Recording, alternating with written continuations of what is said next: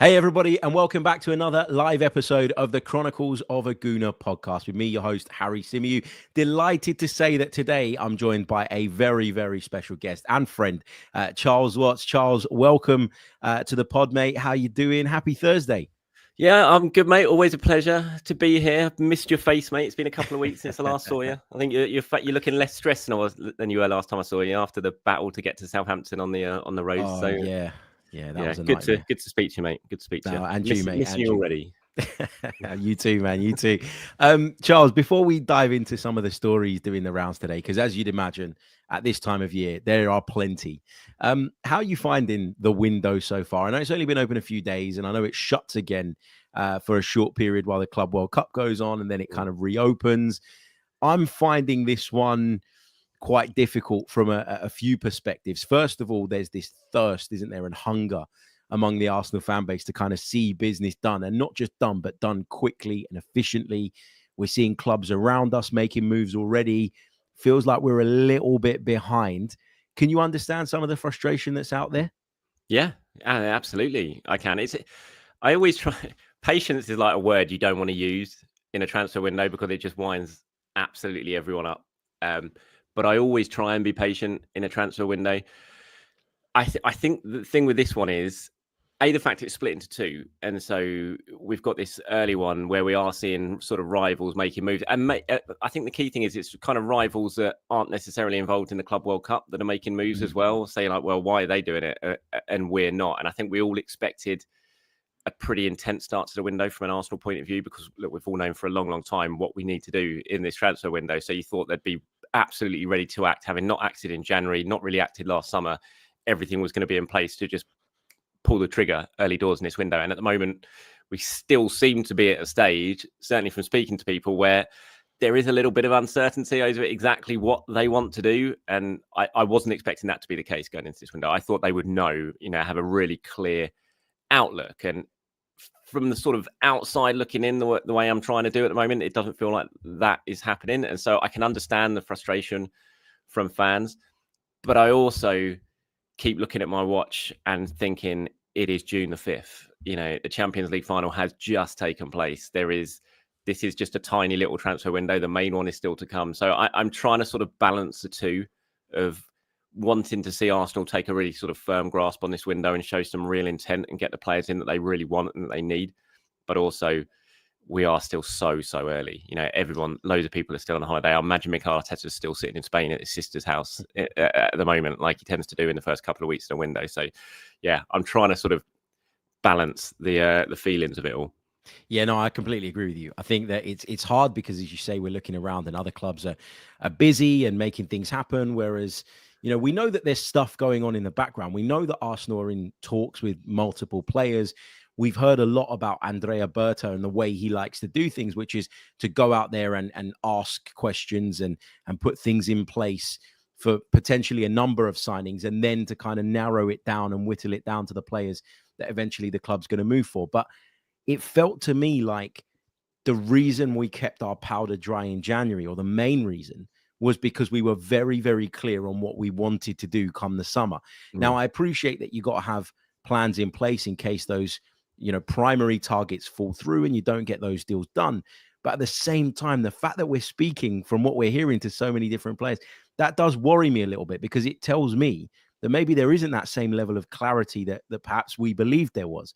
In which case, are we just kind of, are we sort of still scrambling around trying to figure out exactly what it is that we want to do? That's a concern for me. Yeah, no, it's a concern for me. The one thing I will say, when you do speak to people sort of around Arsenal about it, they tend to be very clear on, like, we've got a clear plan. We're going to execute it the way we want to execute it. So sort of the word coming out of them is, we're doing what we want to do.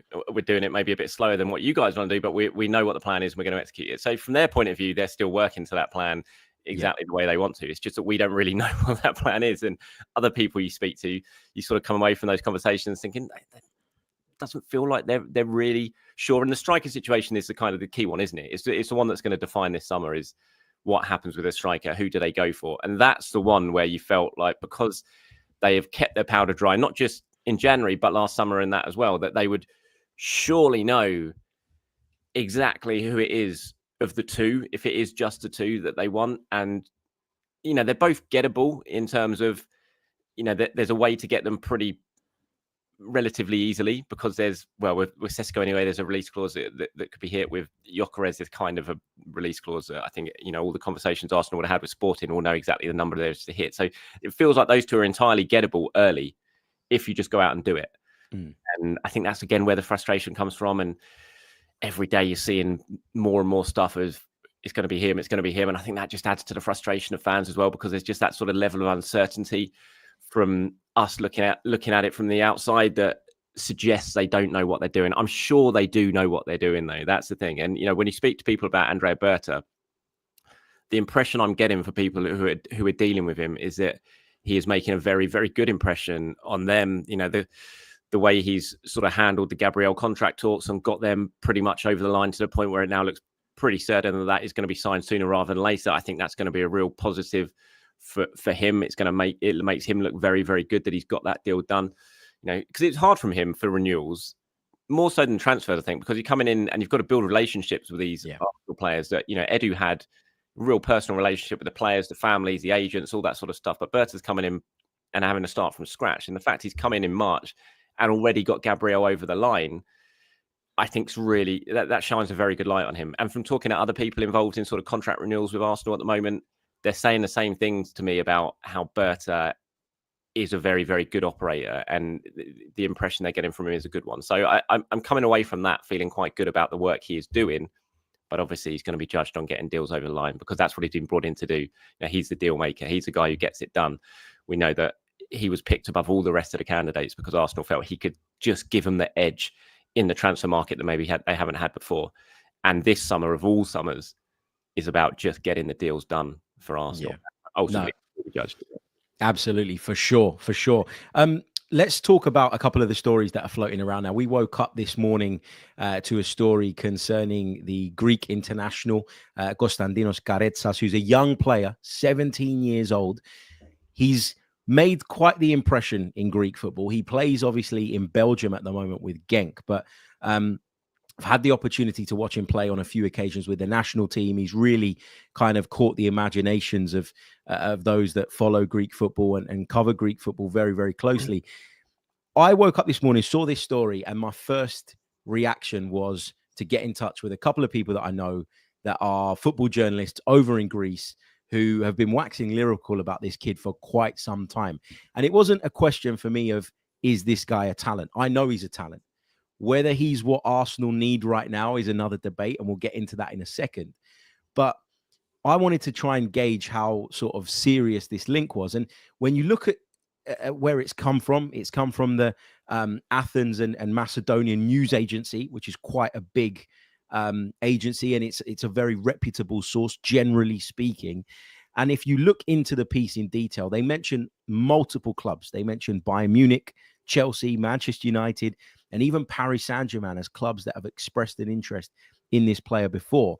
But they say the team, however, that has not only taken the lead in acquiring him, but is now in advanced discussions with Genk to acquire him, is Mikel Arteta's Arsenal. Now, the plan is, if this is legit, that Arsenal are going to buy this kid for a fee that could rise up to 45 million euros and loan him back to Genk for a season so that he's ready to come back in 2026 and come into the Arsenal fold with more games under his belt, ready to go.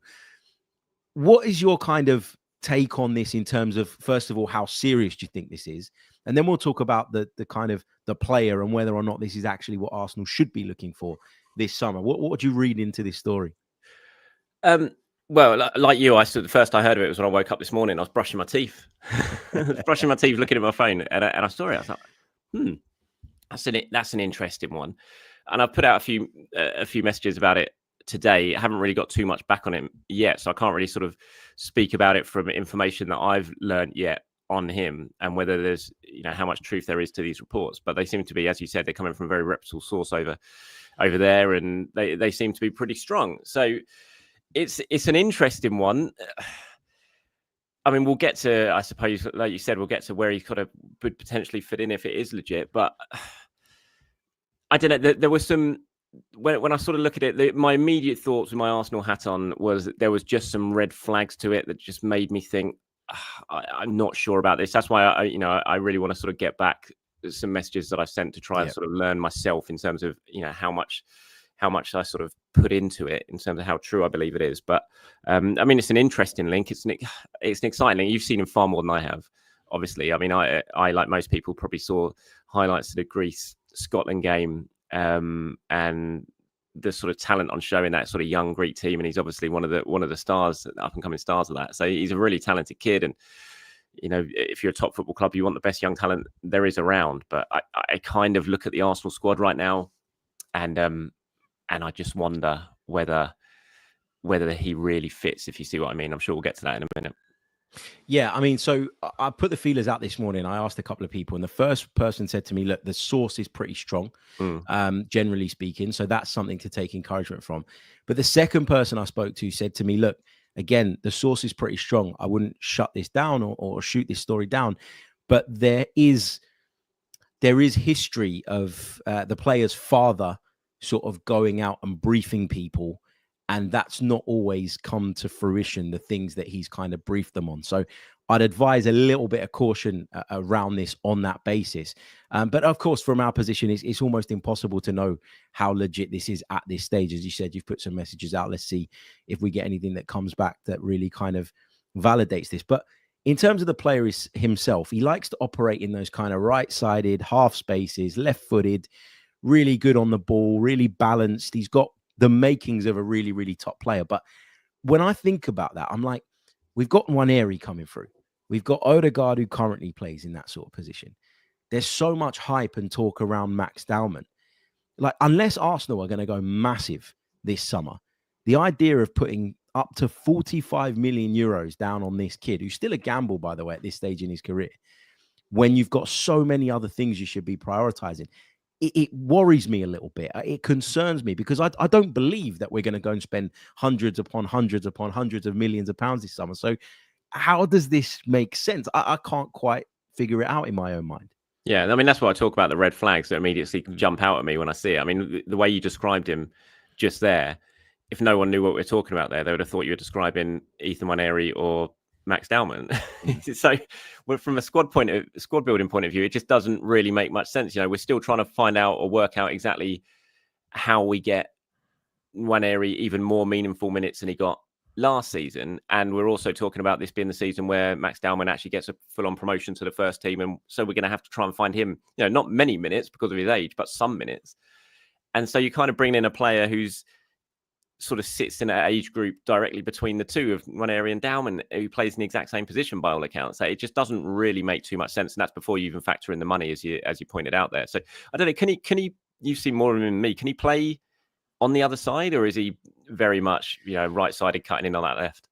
I think he can. But most of his best work that we've kind of seen, so the evidence that we've seen already suggests that he likes to come in off that right-hand side and work with that left foot. And I just wonder if you're taking away one of his biggest strengths if you go and put him in a position where he can't then drift in field. Is he the kind of player that's going to go on the outside and take someone on and maybe get to the byline and put a cross in? Don't really see him as that type. So it doesn't really work for me. But, he's they're young. Talking about sending him out on loan. The report says they're sending him back on loan for a season as well, isn't it? Yeah. So it's not, it's sort of putting that money down. Obviously, you wouldn't be putting down the full 38 million pounds, 45 million euros, whatever it is, in one installment. I'm sure that'd be staggered over a fair few, but you're still committing to that sort of money. And then in a summer where we need to really prioritize spending elsewhere, and then sending him out on loan for a season. So I don't know. Like I said, we'll see what sort of messages I get back and whether I really start to feel there is something in this. But right now, my first thought on it is just there are a few red flags that I can't really ignore at this stage on it. Yeah, no, makes sense. Makes total sense. If you're joining us live right now, don't forget to leave a like on the video, subscribe to the channel and all the rest of it. Make sure you subscribe to Charles's fantastic channel as well. The link is in the title. So make sure you give that a click. Big thanks to Unstoppable6 for the super chat. He says, morning, Harry, keep up the good work, mate. By the way, I used Grok to ask who was our most clinical player. It said Trossard. If you compared Sesko to Trossard, in the context of clinical finishing, it says Sesko. I mean, I'm not sure I'd go by Grok if I'm trying to figure out who or what is the right fit for Arsenal Football Club at this stage, but appreciate the super chat. Anyway, thank you so much. There's a few other bits and pieces, Charles, that I want to get your take on. I got to ask you the question. It's a question that's been doing the rounds for a few weeks now. Sesko or Gyökeres, where are you at personally? Forget about what the club are prioritizing. Forget about what they'd like to do. Where do you personally stand on the two strikers that are being most heavily linked? Honestly, mate, I flip-flop over this all the time. I've changed my mind on it so many times, which I think suggests that I don't really care who it is. I just want one of them. And I don't really have a massive sway towards one. I think I would probably be more on the side of Gyökeres, I think, but I would be absolutely delighted with Sesko, if you see what I mean. I think Sesko is the most sensible signing of the two. I absolutely think he is the most sensible signing of the two. And I think if from a club point of view, when you're looking at such a high level investment on either player, he ticks much more of the boxes in terms of just, an investment. I don't, us as fans don't really look at them as investments, do we? We just want them to come in, hit the ground running, score goals and help us win titles that we all crave. So from that point of view, I kind of feel like Gyökeres might help us in the short term more than Sesko does. But I do think Sesko is the most sensible signing. And I would, if we don't sign Sesko, I would have very real fear that he turns into an absolute superstar and we have to watch from afar as he does that at another club. So I'd be perfectly happy with Sesko. I just want them to go out and get whoever it is that they really want and get it done sharpish. I just want them to show some intent, decide, go and get it done, bring them in so we know who it is, and then we can really start to plan for the season with them. I just feel Gyökeres, again, actually, I think, yes, Sesko fits the system a little bit better in terms of what Arteta's going to want. But then I kind of like the idea of having something a little bit different in Gyökeres. Like Sesko, I look at as probably a better Havertz, or could be a better Havertz in, if he continues to develop at the rate he is. But I think Gyökeres is slightly different to the two. I think he'll drift more over to the left a little bit. I think he's a bit of a bruiser. I think he'll, in and around the penalty area, he'll just sniff out chances potentially better than the other two. And maybe that's what Arsenal need. Myself, Simon Collins and Sam Dean were talking about it in the show that I do on my Patreon channel, when we were talking about the sort of how Gyökeres has been described as a bit of a flat track bully and how his stats kind of suggest that he is. But then we're also saying, is that actually a bad thing? Is that kind of what Arsenal needs? Someone against teams who are just sit in the box and are doing very, very little. We've seen us struggle to break down the lower teams at times. We've got a really great record against the big six, but it's the lower teams we struggled against at times. And so do we need someone like Gyökeres, just an absolute bully in and around the penalty area who can work some space and score? Is that what we need? And I think it might be. So that's why I think I'm slightly more on his side of the two, but long answer short, either of them, just get one, please. Just do it.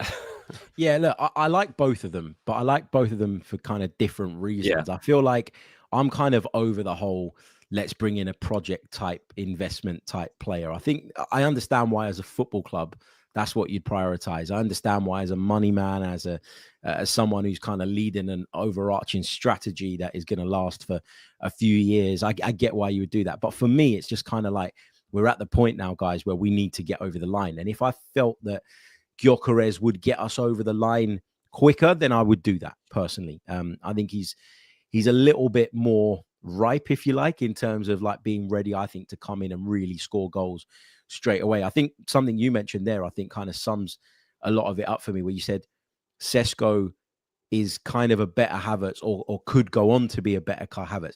The fact is that when I look at Benjamin Sesko now, when I look at his numbers, I'm not totally convinced that he will give us more than Kai Havertz in the short term. In which case, is that the right deal to do? Is that the right signing to make? I feel like if we signed Benjamin Sesko, there's a great chance. I think there's a great chance if Gyökeres comes in as well.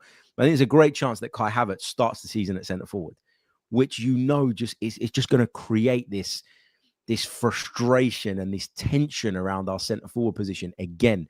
And if you've gone and spent 70 odd million quid on a forward and we still have that debate going into the new season, then for me, that's going to cause extra pressure extra pressure to Mikel Arteta, to the club, to Kai Havertz, to the other player that comes in, whoever that is. I worry that we're not getting a guaranteed improvement with really either of them, but more so with Sesko, because I think he's still got a bit of a way to go before he's going to be bringing in the numbers we need. Gyökeres' numbers are massive, but how do they translate to the Premier League? That's the big question there. But with Sesko, where the numbers are even lower, I've got maybe slightly more concerns about that translating into a decent Premier League return. Yeah, I mean, Sam did a really good piece for the Telegraph this week, looking at what the numbers suggest of.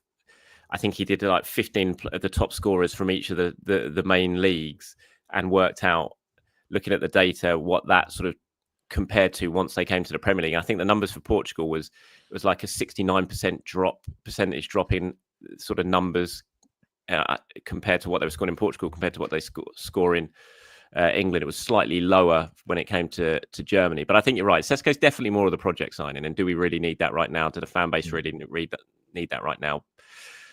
Probably not. But again, as you pointed out, and as I said, I think from a club point of view, can you really look short term when you're making such a massive investment? You know, probably about £100 million all in, with wages factored in as well over the years. Can you really think, right, we're just doing this for one season, for 2 seasons? I don't think you probably can. But yeah, I mean, it's just a really tough one, mate. That's why I'm just so on the fence about who it is. You know, Gyökeres, there's a lot of talk how he's more experienced, but when you actually kind of look at it, he's not that much more experienced than Sesko. He's older, but he's not really that much more experienced, to be honest. You know, he's had 2 years playing in Portugal.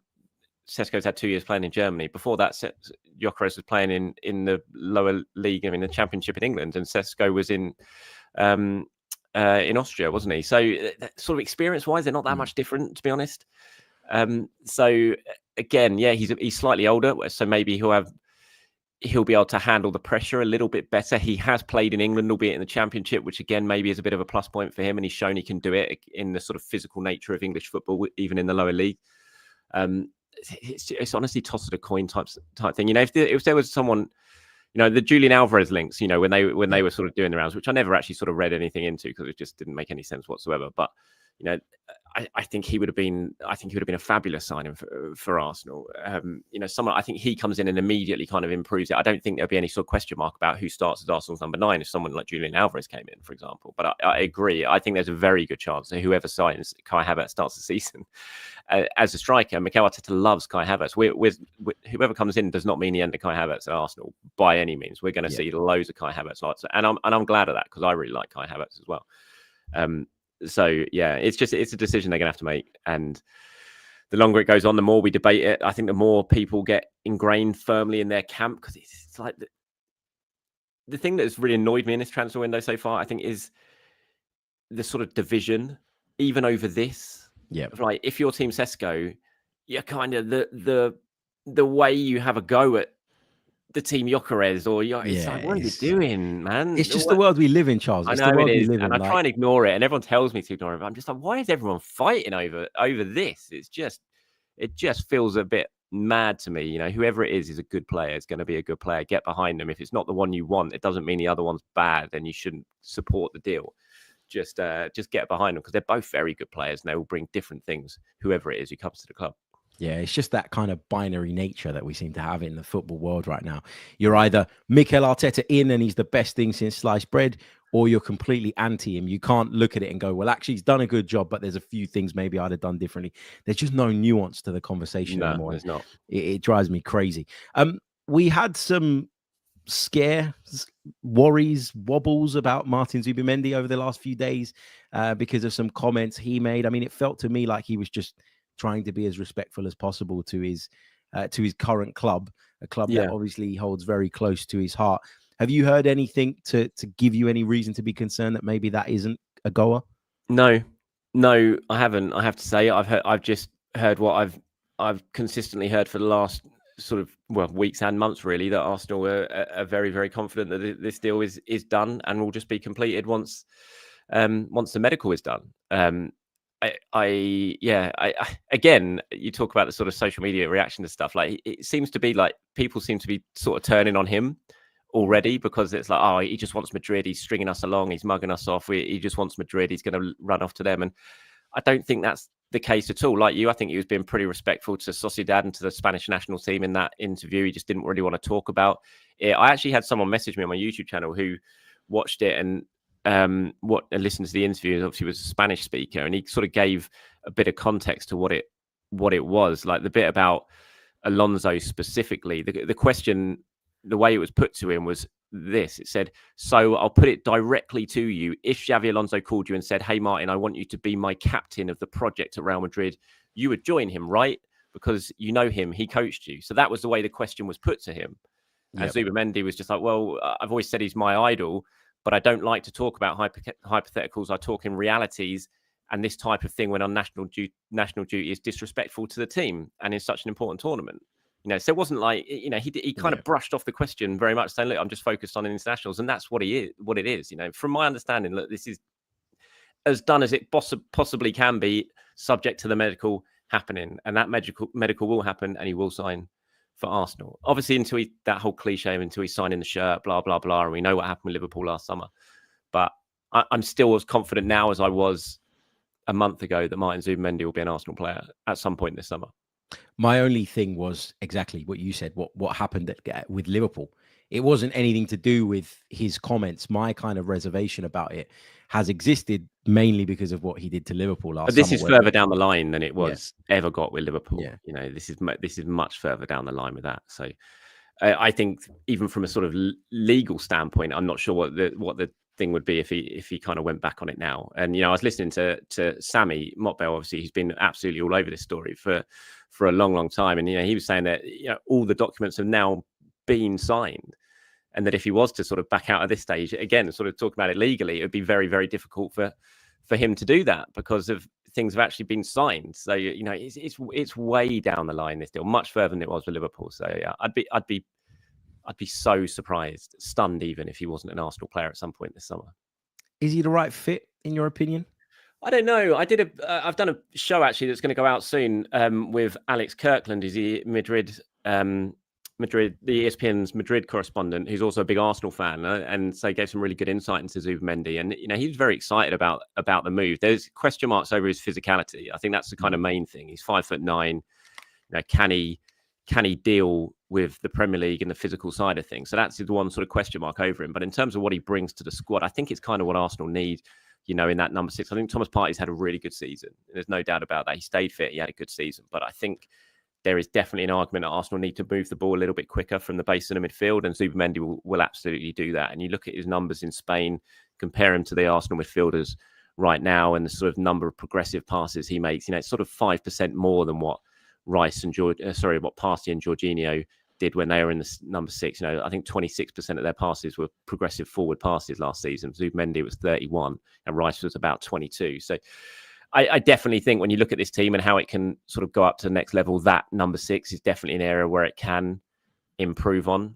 And I think Zubimendi's got the tools if he can handle it physically. And every signing's a risk, obviously, every transfer is a risk. But if he can handle it physically and adjust to the speed of the Premier League, which might take him a while, but I think if he can do that, I think he'd be a really, really good addition to this Arsenal team.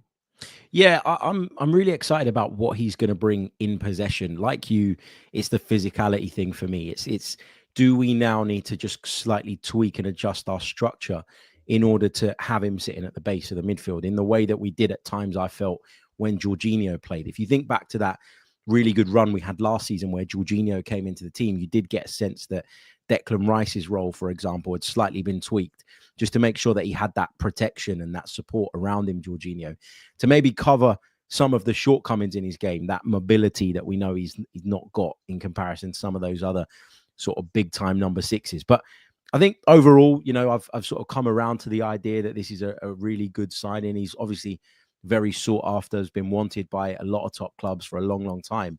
And it feels like Arsenal have managed a little bit of a coup here to kind of go under the radar, get this done ahead of time, and put us in a position where, we're a little bit worried and we're getting frustrated that there hasn't been any major business done, but we've seemingly got one wrapped up pretty much. So that's a good sign. On Thomas Partey, what do you know about his contract situation? Arsenal put out their release list yesterday, and they did mention on there that there is talks ongoing with Thomas Partey. I mean, they wouldn't have gone that far, I don't think, if there wasn't a real sense that this could get done. Am I right in kind of feeling that? Yeah, I mean, both parties want to get it done, but it's not done at the moment. Arsenal have made a contract offer to Thomas Partey that came in the last couple of weeks or so, which it hadn't before this season had finished. But that contract hasn't been agreed yet, from my understanding. Anyway, is that it's not been agreed, and so talks are continuing to try and reach an agreement. Both are coming at the talks from in the same direction because Partey wants to stay in London. Ideally, Arsenal want him to stay. I think Arsenal. When we talk about Zubimendi and maybe him having to adjust to the Premier League, I think that kind of makes sense in terms of why Arsenal maybe have sort of changed their thinking on Partey and thinking, another year while Zubimendi beds in is probably quite a good option in a summer when Jorginho's already gone. So, and again, from sort of speaking to people close to it all, that they still think the likelihood is that they will come to an agreement, but the fact is it just hasn't happened yet. And so there's always a chance, he's free to talk to anyone else. Clubs are free to talk to him. Someone comes in and makes him a better offer, and there is interest. I know there's interest from Spain, been interest from Saudi Arabia, or as I've always been told, he doesn't really want to go there. He wants to stay in Europe, probably to Spain if he does leave England. And we've heard about the Barcelona links, and Atletico Madrid are definitely interested in him as well. So, there's not much more I can really add in terms of what I know in that situation. Just that talks are very much ongoing, but the initial contract that Arsenal offered Thomas Partey wasn't agreed to, and both parties continue to try and come to an agreement. I'm hoping that gets done because, like you, I really think that having him there would really support and aid Martin Zubimendi and take some of the pressure away from him in terms of having to come into another league, another team, new country, and really kind of hit the ground running. You can kind of ease him into it, assuming that Thomas Partey stays fit, and the pair of them can kind of share the role. And it's a really good rotational option to have, isn't it? Because he's incredibly experienced, as you say. He's had a wonderful season for Arsenal, and fingers crossed that can continue. I want to talk to you a little bit about the left wing. I am very much of the opinion, Charles, that for Arsenal to progress, to go from challengers to winners, it's not just about bringing in a centre forward. I think there are other areas on the pitch that we probably need to upgrade in. I feel like there's generally a lack of creativity in this side. I know people point to number of shots at goal and all the rest of it, but for me, it's about the quality of chances that we're creating. And I don't think we're at a high enough level there. I think we were 7th in the XG table. And when you think that we finished 2nd, and there was clubs that finished quite way below us that were above us in that metric, it does kind of suggest that, to me, we don't have enough dribblers. We don't have enough maverick, spontaneous kind of attacking players who are willing to just kind of break out the system at times and out of the mold and go and take personal responsibility. And if you factor in all the injuries that we had last season as well, which obviously hampered us in that, I think it kind of highlighted an issue for me. So it's not as simple, is it, as saying, go and get Sesko or Gyökeres and we're going to become winners. There is other work that needs to be done, right? Yeah, absolutely. I think the left-sided player is equally as important as the striker this summer. I really, really do. I think that's an area that Arsenal have to improve on and strengthen in. I'm not saying it's the end of Martinelli or Trossard at Arsenal. I think both should be kept, to be honest. I want to see both kept and another person come in, because I just think the more attacking options you have, the better chance you got of scoring goals and changing games and impacting games off the bench in the second half. And I think there's definitely an area that needs to be improved on for Arsenal. Again, kind of like with Gyökeres and Sesko, I flip-flop between whether I want an out-and-out winger or someone who can play there but can also drift inside. I love Eze. If I was picking anyone, I would pick Eze, who's obviously not really your out-and-out, gets the touchline winger and all that sort of stuff. But I think when you talk about the creativity there from central areas, he can drift into those areas. He can play on the left, but he drifts into those areas and can just cause a little bit of chaos, and he can just add a little bit more spark. He likes to shot from distance. He could create good set-piece delivery. I think he's ready to take his game to the absolutely next level as well. I would love him at Arsenal. I really, really would. But then I sort of look at the other options, and Nico Williams, of course, we know in a dream scenario for Arsenal, they'd have got that deal done last summer. It wasn't to be, and we don't know if anything sort of changes when it comes to him this summer. But he's very different to Eze, and it would be nice to have someone who can just really sort of impact the game from hugging the touchline and beating players and opening the game up from that point of view. So again, either way they go, I'll be quite happy with. I just want them to really go out and attack that area. I think it's so important that they improve there. I do think, going back to Zubimendi, once he gets settled, the sort of speed of him moving the ball forward might help with Arsenal sort of creating more chances in around the final third, because if he can find players quicker before the other teams are set, then that's hopefully going to improve Arsenal's chances of unlocking teams and finding a little bit more space in the final third. Where at the moment, I just think even when it's Partey, I still think maybe one or two touches too many at times. Now, when he does move the ball forward really quickly, Partey, you can see the difference in terms of the areas that Odegaard receives it in and how much space there is. And if we could see that on a more regular basis, maybe with Zubimendi, I think that would help. So, I think that would be an improvement. But going back to the left-hand side, I think for me, Eze would be perfect, or a Xavi Simons type, that sort of player. But I'd still, again, be perfectly happy with Nico Williams. Yeah, there's a lot of options, isn't there, in that position as with regards to who's being discussed, and I think it's going to be another one where we're probably going to be going back and forward all summer trying to figure out. The Sane stuff's interesting. I think I'm not a fan of that at all. I have to admit, it's not one that would. The only way I would think that could be potentially an okay deal is if it's Sane and another winger arrives. Sane is the winger, the only winger. Then I just feel like, where's the plan there? Where's the thought process that's gone into that sort of deal? It just doesn't. I'd have more concerns over that than be excited over. I'm not saying he's a bad player. Clearly, he's still a good player. We saw that ourselves in the games against Bayern a couple of seasons ago. But Sane's not going to get any better, is he? There's only one way that his career is going at this point, and it's not in that direction. It will start going in that direction. So, I'm hoping that is just a case of his agent's obviously doing what he needs to do. He's out of contract. He's going around putting the feelers out, talking to clubs like Arsenal, like Spurs, and everything like that. And I still think he stays at Bayern Munich personally, but I'm not. It's not one that overly excites me, that link, when it comes to the wingers. Yeah, no, I completely agree. I said exactly the same thing. Go and get the attackers that we need and bring him in as an addition on a free transfer. I'm not against that, but we've been kind of scarred, haven't we, by what happened with Willian and then what happened with Raheem Sterling. It just hasn't really worked, does it? Just final thing, Charles. I know we were talking about wingers. We were talking about maybe a lack of creativity at times. I did a piece on the pod yesterday where I talked about how, in my opinion, people look at it as maybe a coaching issue, and people do point the finger at Mikel Arteta at times. I think it's a personnel issue just as much. I think that, you look at some of our players, and I said this on the pod yesterday, for me, like Martinelli's a runner, but not a dribbler. Somebody like Declan Rice is a carrier of the ball and can charge into spaces and can arrive in the box and all that. That's something he's added to his game, but he isn't a kind of a lock picker, if that makes sense. And I feel like it's more a personnel thing than a management thing or a style thing. And that's why I'm so adamant that we need to go and kind of break the mold in terms of the profile of players that we're signing this summer. Where do you kind of stand on that? Do you put the lack of creativity that we've seen at times, and it hasn't always been the case, to be clear, but at times, do you put it down more so to Mikel Arteta or to the personnel that we have?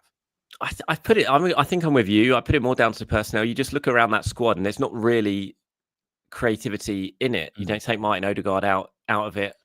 You got Ethan Nwaneri coming through, but he's obviously very, very young. And I still look at Ethan more as a sort of ruthless killer in and around the final third than a sort of real creative spark.